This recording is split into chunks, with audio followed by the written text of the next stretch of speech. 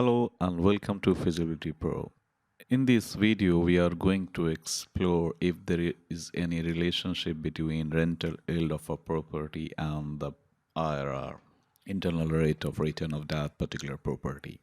And for this simple case study, we are going to take an investment property which is going to produce rent the moment we acquire it. So here is a summary of the cash flow I have done for a property. I've assumed that this is costing me $250,000 to acquire this property and it's producing a rental income of anything you can assume just for the sake of this analysis.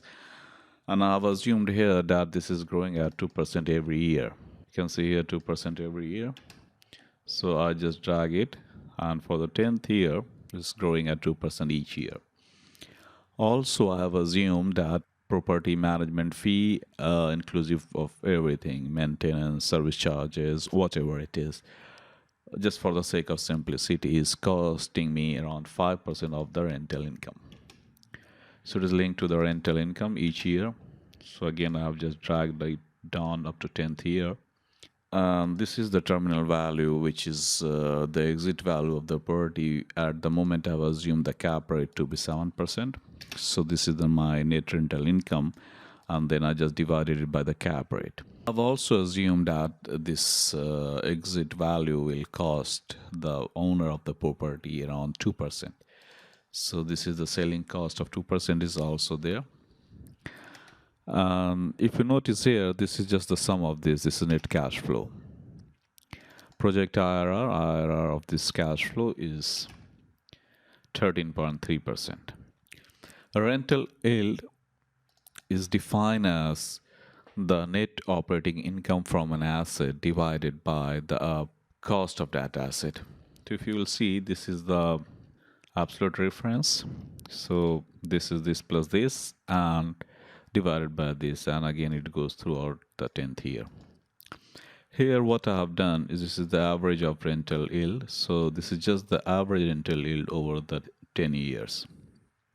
This is the project IRR.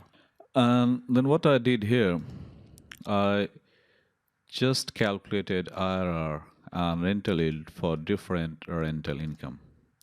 So if you change this rental income to say $10,000 per year, you will see that project IRR is dropping to 7% and rental yield, average rental yield over the period of 10 years remains at 4.2%. So I have done this by changing the rental income here, and I have just populated this for few set of values to just see the relationship between these. And here is the graph, which is a more visual representation of what is happening with this. Although it looks like there is some kind of relationship between this rental yield and project IRR, they grow in the same manner. And although if you see here in the first 3 data points, the project IRR is actually lower than the rental yield, and after that, if you see, the project IRR is more than the rental yield. For me, I don't see any relationship between these two. Although, yes, rental yield, if a property has a higher rental yield, definitely the IRR will be more. But as such, there is no linear relationship between these 2 data points. Again, there's one very interesting thing here, the cap rate. We have assumed the cap rate to 7%. Now let's say that we just put the cap rate here in this cell so that it's much easier to change.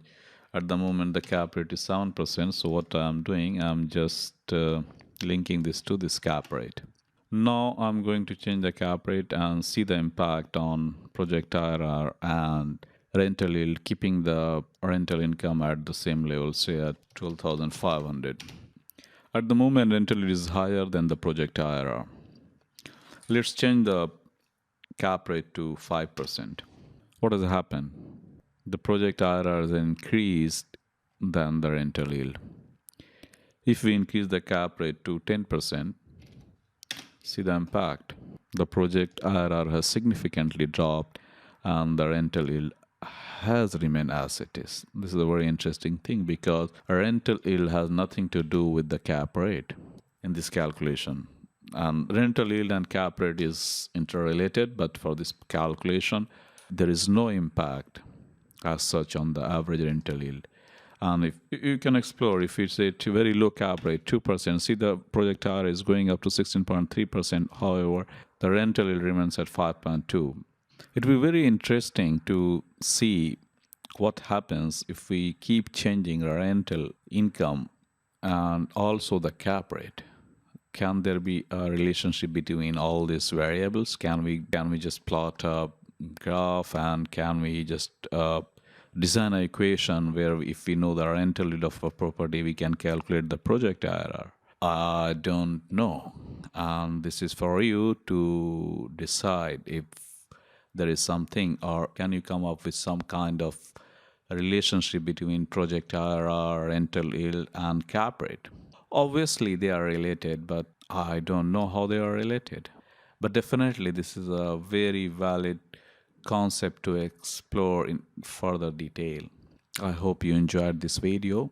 If you have any comment or if you want to add any value to this discussion, please add comments below. Thank you very much again for watching this video.